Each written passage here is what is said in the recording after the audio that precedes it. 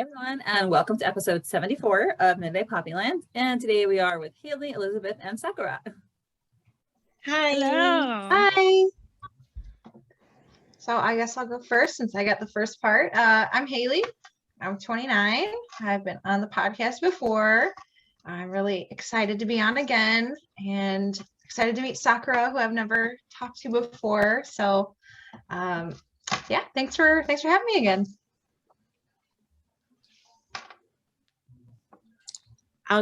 Can I go? Yeah. So, hi everyone. My name is Sakura, and this is not my first time doing the podcast because I have done some parts already. So, I actually met Haley for the first time today, and I actually am doing modeling, and I'm actually a student at the same time. So, it is actually an opportunity to be in this podcast, and I read other webtoons, and overall, yeah. That's me. Neat. Hi, I'm Elisabeth. I've been on before. And I'm super excited to talk about this episode. Being modest, because Elizabeth is also the author of a giant fanfic, so you can check that out. And getting longer. Ooh. Yeah, so for people who don't know, I'm Begonia Rex over on AO3 and Instagram. Which is pretty fun to have the AO3 community also on Instagram, because then we can kind of talk more than just like in the comments. Yeah. Awesome. Okay, so we are going to be splitting it into 4 as we do sometimes. And yeah, Haley, you can start us off. Okay, so we start off with Miss Poppy, looking a little uncomfortable, but rockin' bod. Geez, she's just gorgeous. Yeah, looking a little uncomfortable, but being brave. Tora is obviously very intrigued. She has his full attention. Yeah, furrowed eyebrows. Well, and they both have their hands in their pockets. Like they're almost, I feel like they want to reach for each other, but they both, are still a little shy or a little unsure, of course. But like you said a little bit earlier, Mindy, the lighting in these panels kind of reminds me of when Tora came to Poppy's apartment for the first time and she made him dinner. Like it just seems like the home is so warm and welcoming, and Tora is just this presence. Like, I mean, his outfit, his hair, it's all just so dark, but he's so like his skin is so saturated, and he just kind of, even though he feels uncomfortable, I feel like he fits into her area, her space still. Like he's learning to be there. Yeah, but it's funny you say that the house is warm and welcoming, because I kind of, don't take this the wrong way, I kind of get a little bit of like horror movie vibes. Probably because it's just very, very, very dark. Yeah. So, and we know, which to me, in terms of storytelling, just contributes to what we know about Poppy growing up, like real small town. I think that that's what Liz is trying to convey, that, everything's old in the house. Like we saw the 1954 calendar, and it's not high tech, it's not modern. So, that's the world that she comes from. And it seems like also not having a lot of money, right? Like they don't have hot water, and maybe they don't use a lot of lights to save on the electricity bill or whatever. So I think that just shows us, she doesn't come from this very affluent, modern background. Yeah. I feel like the warmth is for me just because of all the wood and the like stone fireplace, and there were some plants in the background, just like her apartment. So I get the horror movie vibe thing, but I know, I feel bad saying that, but last house on the left. Yeah, but dark. I don't know. But anyway, he moving on. Tora says, shit, sorry. And he's thinking, wasn't supposed to say that out loud. Referencing his fuck yeah, I want to eat something at the end of the last episode. And of course, Poppy's doing the badump. Obviously she totally heard what he said and totally knew what he meant.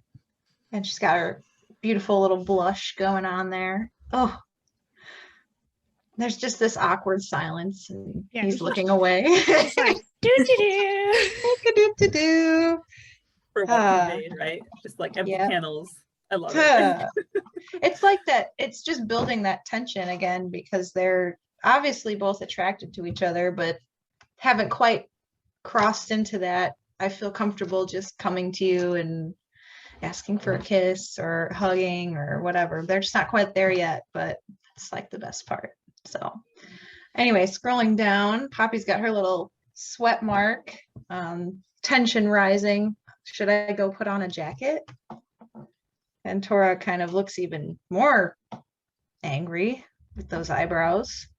He's got some contouring going on there on his cheeks too.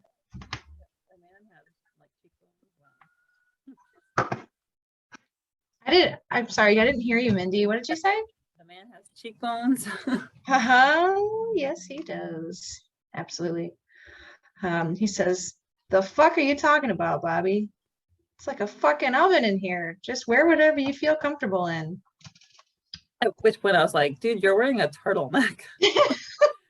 You need to take that off. And I didn't even mean it for lustful purposes. I'm like, if it's like an oven, you know, I feel bad for you. Or you didn't. Okay. All right. Oh, okay. And then Poppy, you know, looks like she's kind of biting her lip almost, and a little embarrassed, and he seems to be concerned. And then he says, "Did he ever?" And then that's the end of my little part there. Sorry, we didn't hear you, Mindy. Oh yeah, Sakura. Sorry, I don't know if it's. I'll be closer.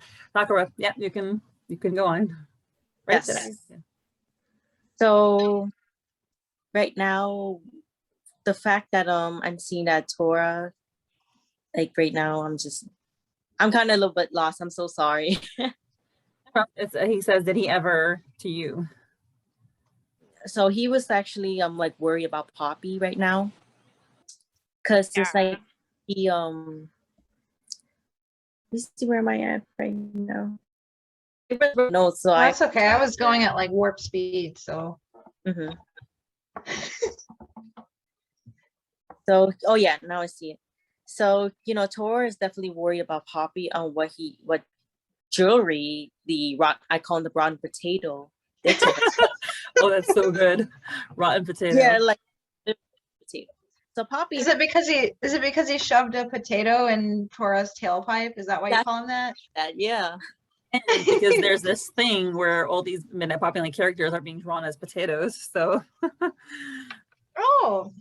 Yeah. And at the same time, like, you know, who carries a potato with them? Like, who in their right mind? Well, apparently he has a potato business, but still, he was referred to as we're like, where did he pull that from? Like, did he run back to his car? Did he just have it in his pants somehow? Where would he keep it? He's keeping it. He's keeping it tucked in the front, so he looks like he has, you know, some situation going on. You know, it makes him feel more masculine. I don't know. They're so mean. We're such mean people. I mean, he just. I mean, I secretly call him Jewelry Box to myself. Oh, that's cute. So. But yeah, so Tora is like definitely worried for Poppy as usual.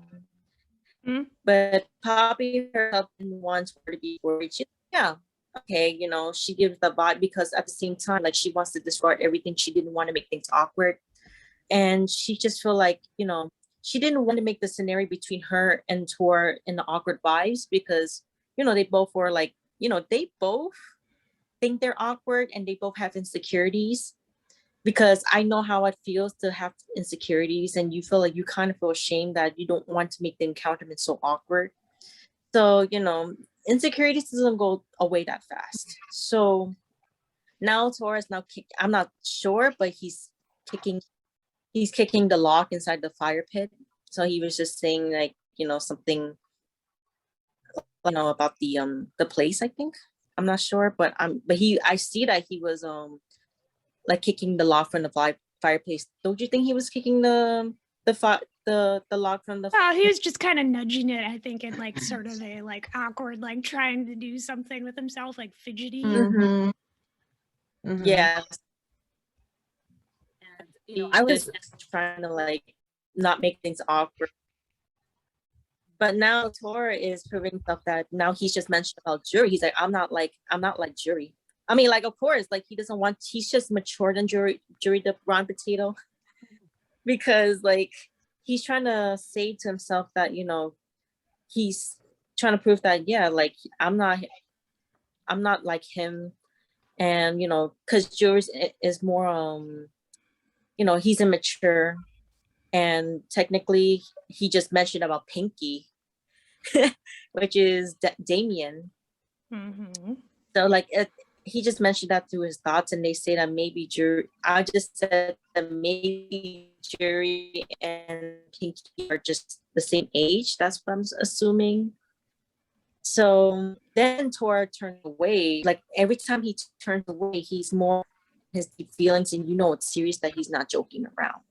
So it gives like a vibe, like he turns around, and if he feels upset and if he has like a concerning feeling, he always turns around, like, Like it's easier for him to get it out if he's not looking at her. right. Mm-hmm.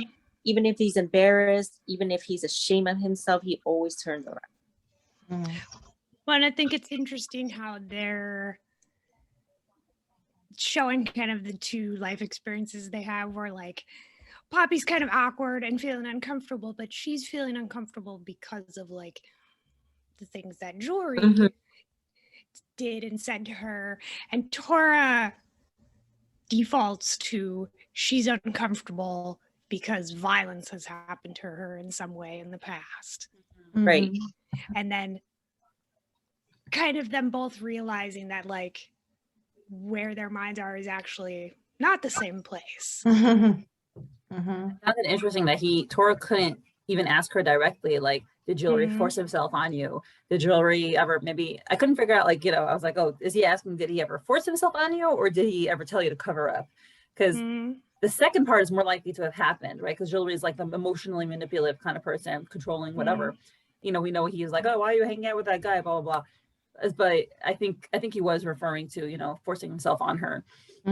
Which I'm so happy to learn that at least that did not happen. Yeah. Well, and the fact that Tora says, I've just seen and heard some shit in my line of work over the years, messes with my head sometimes. And like, again, like you said, he's not looking at her when he says that. And like the look on Poppy's face as she's kind of like processing that, because we all know she's smart. Like she can read between the lines really well. And I think, she's realizing more and more like the life he's led has not been a happy one. Right. And then when I saw Poppy, like she's like stroking the stair knobs, I'm just thinking dirty. She was just, Me too. Oh, it's just like, oh, because I just feel like, she's just I mean, it's a gesture, I guess. I mean, it's like a habit. But I'm just thinking really dirty. I'm sorry about that. well, I think I think you're right, now but I think it's like the fidgeting thing, like you mentioned with him kicking the log. It's like she's doing the same thing by just kind of doing that with the stair banister. Right. And speaking about what Haley's mentioned, I'm just thinking to myself that, through body language, if you're doing the same thing and you're doing, I think they both have the connection, like it comes naturally. So they do reciprocate what they're the same thing that they're doing. So if Poppy's sitting down, he's sitting down. So, it gives like the vibe that they do like each other, but it's just, it, how they are. Well, and they're like magnets. They're just kind of circling, and they're attracted together, and eventually it's just like, right. With that sound effect, huh? So no. Oh, you know it, yeah. But yeah, I mean, if talking about that, so he is being direct, right? So Tora is, he's not being super direct, but he's like, oh, I have that much self-control. Like, he's like, I'll never jump you. And I like that, we talk about even a knucklehead like Pinky. So he kind of like Pinky in many ways, he treats him like, oh, you're like a baby, and like he bosses him around. But you see that he does appreciate that he does think that Pinky has enough morals to not do that. So obviously there's like this big contrast between Julri from the outside seems like a respectable guy, right? He, anyone passing him in the street would be like, oh, they wouldn't think twice about him. And I don't know what public image he maintains in Moonbright necessarily. I don't know if everyone knows he's a douchebag or only like Poppy, but when Tora and Pinky walk on the street, like they do get the judgment stares. So, and so that's obviously like the contrast between outside, inside, who's really, good, who's really bad. Right. Well, but the fact that Tora even says, like, he clarifies, this is kind of the first time I think that he's clarified too, of like, I know I talk shit a lot, but most of the time I don't mean any of that crap. So he's like, yeah, I'm teasing you. But like, again, he wants her to be comfortable with whatever she wants to wear in her own home that she's invited him into. And like, I think like her apartment is home, but like, this is more of her home. And speaking of home, during that frame, he's looking at those picture frames, or he's maybe even been looking at it before, and they're blanked out, just saying. Conveniently blanked out. So what has he been seeing there? And it'll come into play a little bit later too.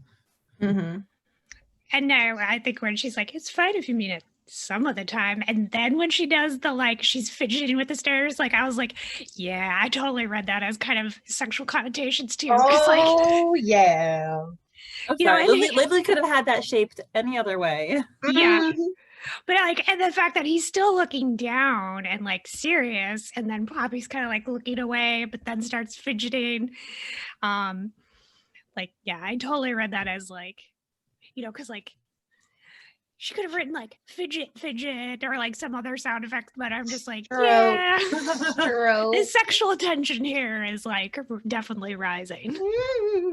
Poppy started the evening by owning her sexuality with coming down in that tank top, and she's doing it again by saying, listen, Tora, it's okay if you do mean those sexual comments about me some of the time. So like, yes, that takes a lot of courage to admit that. I know when I was with my husband would like tell me since day one that he thought I was sexy, and it took me a while to accept that. And now I'm like, yeah, I'm sexy to you at least, right? To him, I don't know about necessarily to other people, but yes, you are. No, it's fine. But like, it took a while to own that, I guess, or to believe that about myself. So like, good for you, Poppy. Yes. I love that she, had Erdine's advice in her head too from the last episode. Like, just reading that was so empowering, and I think a lot of people reading this, I would hope would, even though it's fictional, like it still has a lot of good messages, like, be yourself, own your body, and do what feels good to you, as long as you're not hurting anyone. Just do what makes you happy, and if you want to wear that sexy tank top, wear that sexy tank top. All right, so we pick up after dinner. I'm gonna guess Tora did the dishes again. Just a hunch. Seems like something he'd do. Poppy cooked is only fair, right? And we get the sounds, like the only sounds are the wind in the trees. And they're laughing outside. And Poppy says, anyway, this is a completely random thought, but I wonder what it would have been like if we'd known each other when we were younger. And we get this really interesting panel of Tora's face. So realistic. Yeah, and like he's thinking about something there, and part of me is wondering if like, I'm pretty sure they met when they were kids, and like maybe he recognized her from the photos that were inside that he was looking at. That's the like, ooh, what do I say thing. And it's interesting because the previous panel, his face is like fully lit. And then this one, it's like his face is almost completely in darkness again. Oh, and there's Poppy in the light. And Poppy in the light. Poppy in the light. But it's like shining on part of his face. So her light touches him. And like, you know, the light's behind his head. So it honestly looks like the light is coming from her face and shining on him while they're standing It does. Oh. Yeah, coming from his like lighting up that one little line. Sorry, Mindy, we didn't hear you. Yeah, so it's lighting up that one little line. But also before we even like go into their conversation, I love the setting. It's so beautiful. Like Poppy has her own little dock there on the lake. And the stars, like, I mean, I know I grew up in New York City, so like we don't see stars like that. And it's gorgeous. So pretty. Giving that Regina scenario here. What was that? It gives like the Regina Peaks scenario. So I'm from Indiana, and I didn't grow up like kind of grew up by a lake, but I grew up by a bunch of cornfields. And you could definitely see stars like that. And she mentions, I'm not like jumping ahead, Elizabeth, I'm sorry to take your spot, but she mentions the fireflies, and that was always one of my favorite things in the summertime. Like when you're driving at night and you look like out through the cornfields, you could see a bunch of fireflies just lighting up. It's like, Indiana's not very cool, but we have some cool stuff. Yeah, I'm from Minnesota and like live in this city, but not like, you know, Minneapolis isn't anything like New York, but like this scene is like, oh yeah, this totally feels like when we're in northern Minnesota and just sitting by the lake. So nice. And I see, at least Tora has like also rolled up his sleeves at this point, so it's like a little bit cooler. He's more comfortable, like just being himself around her, of course. And one thing like I noticed with this is we've established on this podcast, I think multiple times before, that Lily Dusk tends to work in groupings of 3, either in panels or story beats or like arcs of the story. And so this is the 3rd time they've actually been outside under the stars together, I'm pretty sure. So we had their Poppy's apartment on her balcony, we had Regina's Peak, and now we're in Moonbright. And so I'm really curious like how this night is going to resolve, because when they were on her balcony, they had this really like intimate moment where they were holding hands. And then he decided that night, like, I'm going to get out of her life once I get the notebook. And then at Regina's Peak, they had this really emotional conversation and shared a hug. And then he did get out of her life for a night. Briefly. But he thought he was getting out of her life for good. And so now we're under the stars again at her, you know, her childhood Moonbright home. And so, you know, we're getting into a more emotional, deep conversation. So I'm curious, like, usually whenever the 3rd thing happens, it changes the narrative in some way. So I'm hoping that he decides he wants to stay in her life. Like, hoping that's the resolution for him. And a hot makeout sesh would be good too. Thanks. Hopefully. Sorry, Mindy, what were you going to say? Well, there was increasing physical contact in each of these scenarios. First, it was hand holding at her house, and then it was a hug at Regina's Peak. So, you know, got to step up the intensity. But and I also, oh, sorry, go ahead. So I like that you point out the 3 locations, because the first location was her apartment in Narren City. So it was like a mix of both of them. And then Regina's Peak was his childhood haunt, right? His life. Now this is her childhood haunt. So it's like, you know, getting all balance of all those 3. And so Tora answers her question then, like after this moment where he's standing there and he goes, "Yeah, you wouldn't have liked me much. I was kind of a jerk." Kind of. You seem like you'd have been the king of the jerks. And he's like, "Yeah." He's still kind of a jerk. That he's able to say that about himself. You know, I feel like that some people don't recognize their flaws. And I think it's so important to be with someone who does know their flaws, and because I think that's the first step to being able to work on them. And so I like that, you know, he doesn't think he's perfect. Well, except jokingly later, but.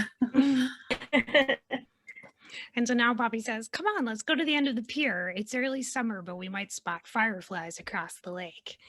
And then we get this beautiful, like, star-filled sky. So pretty.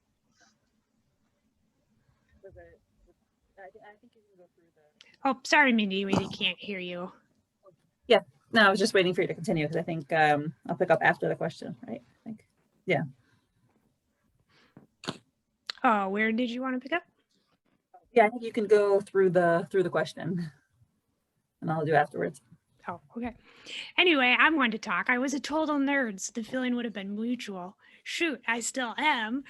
And you talk about self-awareness.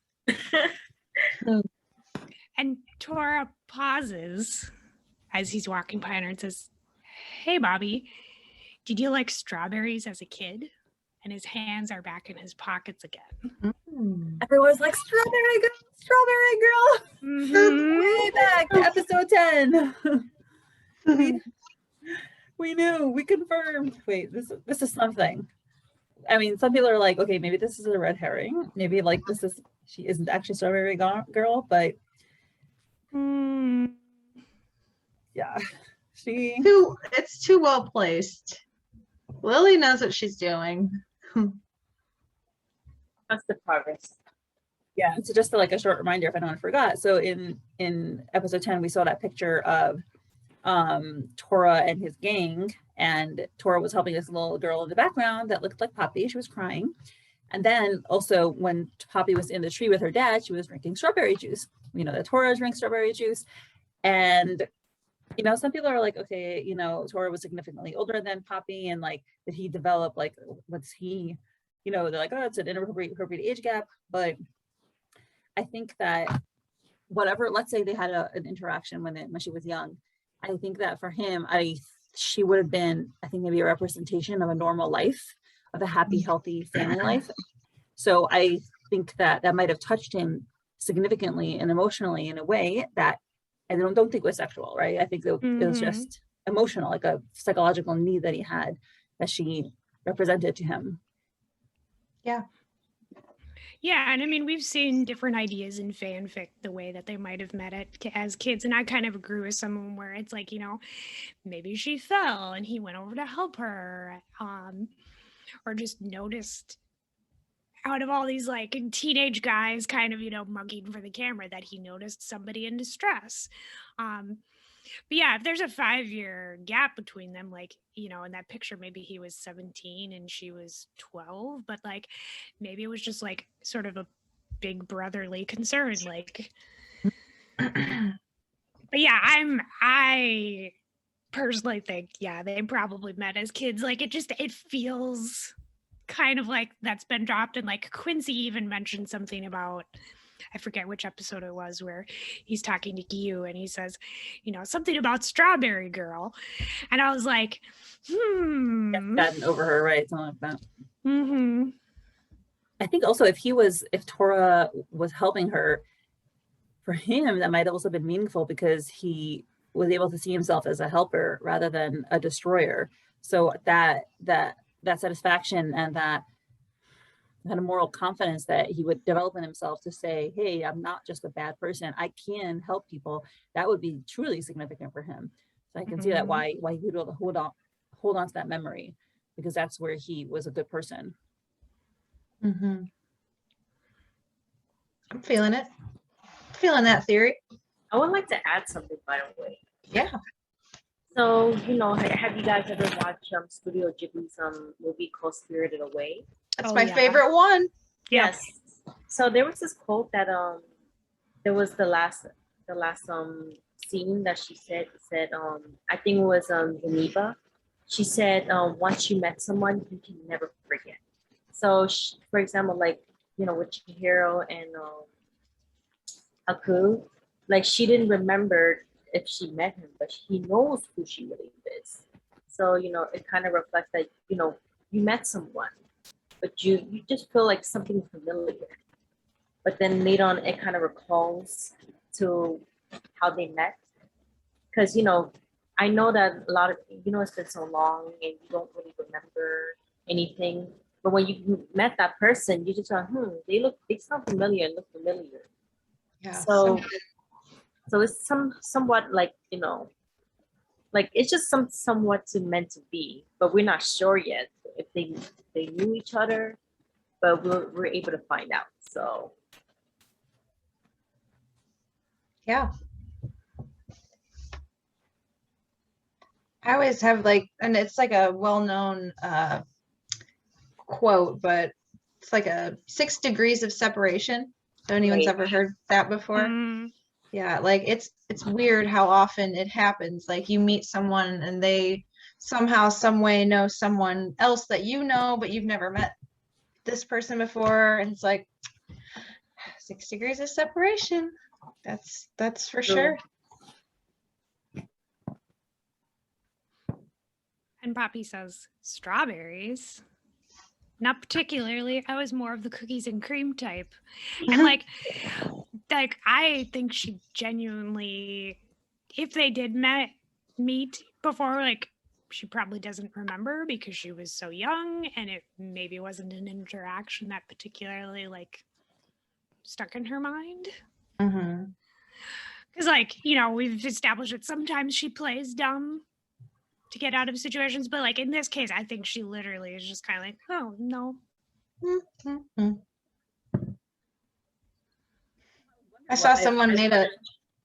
Sorry, go ahead. I saw someone made a comment on one of the fan groups, like, what kind of answer was that? Like, what do you mean? Cookies and what does that mean? Like ice cream, or yeah, I guess it depends. Yeah. It's an odd question. I wonder, like, I'm surprised she didn't follow it up with like, why are you asking? You know, because that's like a weird question to ask them. What if she said, no, I'm allergic to strawberries? And then we'd be like, no, you can't be strawberry girl. Oh no, I'm allergic to those. Oh. Oh, okay. I guess I'll take over from here. Sorry. So anyway, so Tora, you know, still got his hand in his pocket. We don't really see much of a reaction from him. You know, we just see him kind of pause, and we'll see if he thinks about it more later, if we get to hear his inner thoughts, but he doesn't mention anything else. And he comes down to the pier and Poppy's like, oh, look over there under those trees. Can you see them?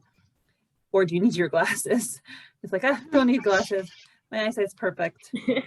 So they see the fireflies and he's, you know, they crack the joke. He's like, perfect, just like the rest of me, which is cute, adorable. Nice to see that. And look at his face as he says it. So sassy. And Poppy doesn't even react. She's just like, you know what's funny? Like, just totally ignores him. She's like, shut up. And I just love that he's like, my jokes, my wit. I like when Lily draws their face like that too, like the silly cartoon eyes. Like it's so not serious. I love how they're sitting I next to just each other. realized, like, I just realized, like, Tora, like, you know, you don't realize that he's funny, but Poppy tends to see him as being funny randomly. And I feel like there was like, because, you know, I just feel like it kind of happens to people like myself. Like when I say something to people laugh out of nowhere. I'm like, did I say something funny? Oh. Like you feel like you're dumb or something, because I felt that sometimes. Oh. Well, I think he finally feels comfortable enough to joke with her like that too. Yes. It's not sexual for once. He's just just kidding around. Joke about his, if he felt that she didn't appreciate him, I don't think he would be able to make those jokes because he's joking about how awesome he is. And I think that if he was with someone who actually didn't think he was awesome, he wouldn't be able to say that. But I think that just shows that he understands that she does like him and does think he's a cool person, a good person. Mm-hmm. And I love how she's just like, fine, you're funny and perfect. Jeez. Like, take the compliment. Take the compliment. Because I liked how, like, he was fishing for compliments before from her, and she's just like, you already know you look good. Like, really, do you need me to tell you that? He's like, yes, I do. Please, Yeah. give me more. Right. Yeah, because it's different when you know something about yourself than when the person that you like tells you those things. You want to hear that from them. Oh, yeah. I love how they're just so comfortably sitting on the pier, like their legs are dangling. I just love it. So close. I love these two. I can hear the cicadas singing and the water rippling from fish coming up and just bloop. Oh, love it.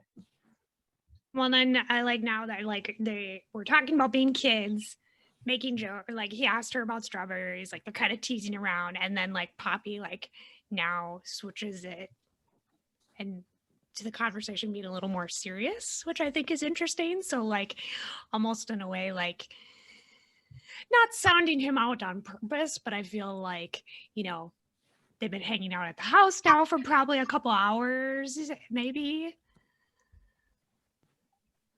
Yeah, it's good that she's asking. She says, well, we've known each other for a while. We see each other almost every day, like when you're on bodyguard duty with Quincy, but I don't know a single thing about you. And he's like, you want to know more about me? We can start with an ASL. Like, what's that? American Sign Language. That's what I thought too. I was like, what? So apparently we're all too young for this. It's like, am I really that ancient? It's age, sex, location.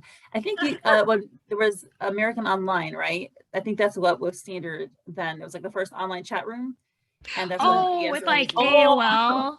Yeah. AIM. AOL. Yeah. You've got mail. Yeah. That's the reference. I remember I am too young for that, but correct, listeners, correct us if we're wrong, but I think that's my father apparently was one of the first 10,000 people to get like an AOL email address or something. Oh wow. I still have an AOL. Yeah. Oh wow. I can't get into it, but I still have it. Oh, I do. Yep, sure do. And Papa's like, but I already know your ASL. Exactly. And it's like, congrats, you now know more than a single thing about you. And she's like, well, not fair. She punches him and he laughs. And yeah, this is right away. I mean, he's not willing to be forthcoming about his life because he's embarrassed, right? I mean, that's what I think. And, he feels like, well, Poppy correctly intuits it, right? So I'll just wait. I'll let her say it, He lies down at this moment, which to me is a little bit like, it's a sign, first of all, that he's both comfortable and uncomfortable. I think it's like, he's in a way distancing himself from the question, but it's also very, when you lie down like that, especially for a mafia guy like him, that shows that he feels very, very safe with her.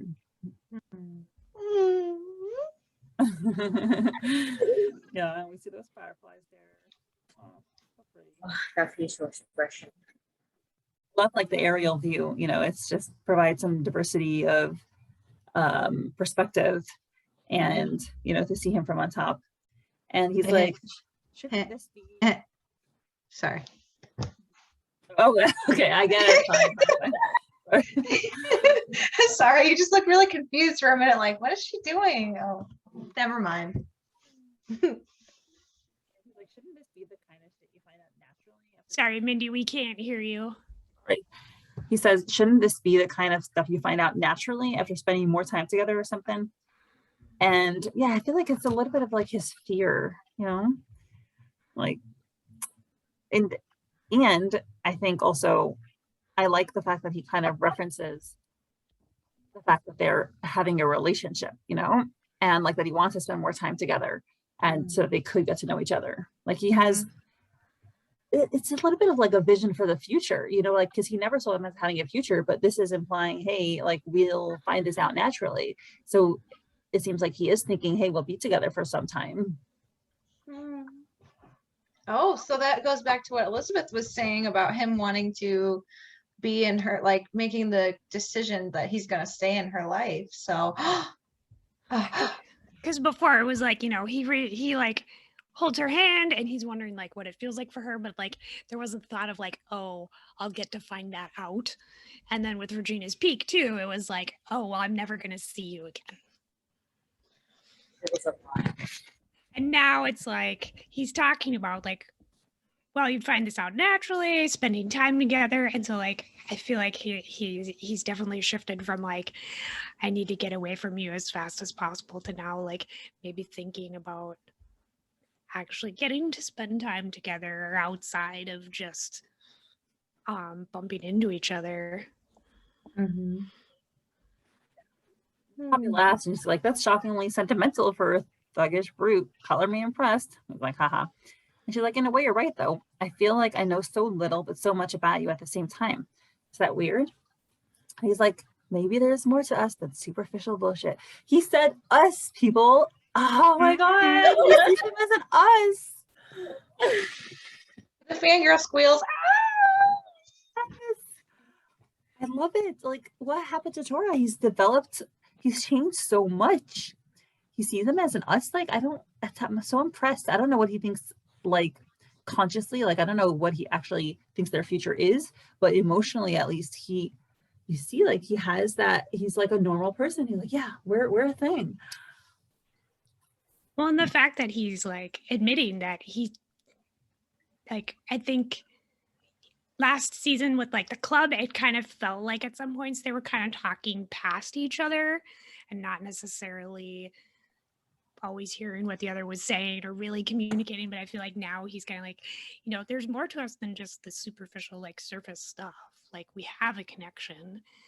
And even now, like they've both gotten the chance to see that, like, you know, people tend to view them one way, but like they're kind of showing each other, like they've seen each other's kind of real selves more come out. Mm-hmm. And she says, I mean, you're not wrong, but that superficial stuff is also part of who we are, no? And Tora, we get this like close up of Tora's face. His eyes look a little wide. Like I think he's fearful here because the superficial stuff is the worst part about him, I guess. You know, the stuff that he is the most embarrassed of. So he doesn't answer. And Poppy, I think, is thinking what we're all thinking. And she's like, and I have to also just point out her, you know, she's like pushing up against her knees, just saying, I know, like it's superficial to point out, but I think it's very nicely drawn. And she lies down next to him in the most beautiful, amazing, warm pose. And she's like, are you worried that I'll stop talking to you when I learn more about you? The end. That shot, like, like I just like when I read that was the moment where I was like, oh, this is reminding me of Regina's Peak and her balcony. Like it's got that same feel of like, you know, the connection happening, like getting underneath the surface, and like the fact that she's so comfortable with him physically now, where you know, at her balcony, she ended up pulling away and like, oh, let's go back inside. And then like with Regina's Peak, it's like they laughed. But here it's like she asks the question and she moves closer to him. Well, and it feels like it's always him kind of reaching for her. But now she's ready to maybe reach for him a little bit. Right? Like I just start to realize that, you know, Poppy don't realize she's bold, because she always comes out like she plays dumb and she's innocent, but she's technically is not. But like I said, like, you know, I start to realize that like she's getting closer to him, her sneak attack apparently, because I just feel like, you know, like what you said, Haley, is like she's Tora mostly like go closer to her, But now she's just reciprocating back, and I just feel like she doesn't realize it because now she's starting to have her own feelings. I mean, that art of, how do you say that word? Adrenaline rush is happening here. Adrenaline rush, yes. So, because she has that, and that feeling, and I feel like the intimacy towards them is like, it's not always about touching, but they're talking and they're talking deep. You can laugh around, you can joke around, it's more than that. But now he's just, I feel like they're starting to connect each other more, and I feel like as next episode comes by, they start to feel more comfortable. I'm just seeing that development right there. Yeah, absolutely. Super vulnerable. I mean, we know that he had his head in her lap at his apartment, but I just love how vulnerable he is and how she's lying down next to him. It's coupley all the way. Absolutely. When I like how he lifted his arm out of the way for her too. Yes. So he's making room. I don't know how conscious that was, but he's making room for her next to him as she moves closer to him. So he's got this very open body position, open and vulnerable body position to hers.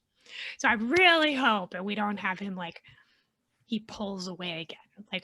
I'm hoping that they sit here and talk. Right. And kiss. And maybe we can hope. Oh, I'm calling it right now. Calling it. It's happening. And it cliffhangers again. That's what keeps us hooked, though. That's why we keep coming back. Right. We torture ourselves every week, but we're going through it together. That's what matters. Truth. We gotta Teamwork wait makes the dream work. gotta wait for Friday to come. I'm always at work when it updates, and I'm like a freak, and I start jumping up and down when it says new episode, and my coworkers are all like, "Oh, is it your comic?" And I'm like, "Yeah." And I'm like, "I'm going on the podcast again." And they're like, "Oh, awesome." Well, and I always laugh whenever she's she had posted on Patreon that this was going to be a short episode. Even her short episodes are much longer and more detailed than pretty much any other webtoon. And so every time she says that, I feel like when she does to her a shorter episode, she always gives us something really important and key to the story. So I was like, oh, I know this is gonna be good. That's funny. every time, and she's beforehand, she'll be like, oh, this is a shorter episode this week. I'm like, oh, what are you gonna give us this week? And I'm excited for I feel like we had this ramped up super intense day culminating with Julri getting the stupid slapped out of him maybe. Nah. But now it's now we're moving back into the quieter emotional connection, a little bit of a breather. But yeah, I'm really curious what he's gonna say next. I think he's how open is he going to be able to be about his feelings? Well, I was gonna say that he's gonna blush. Remember the time that Regina peaks when Poppy was doing his hair, and she got closer to him, and he was just blushing, and his heart was beating and racing. That's because her boobs were touching his back. Yeah. So I feel like she's coming closer to him. Yeah. Hi, baby. You know. I see you holding your little tiger plushie there. I know. I was just holding it. Yeah, that's very cute. That And a hamster, right? Oh, Tiger. Oh, so cute. Thank you for bringing visual aids. Of course. Y'all want to do the bonus question now? Yeah. Yes. All right.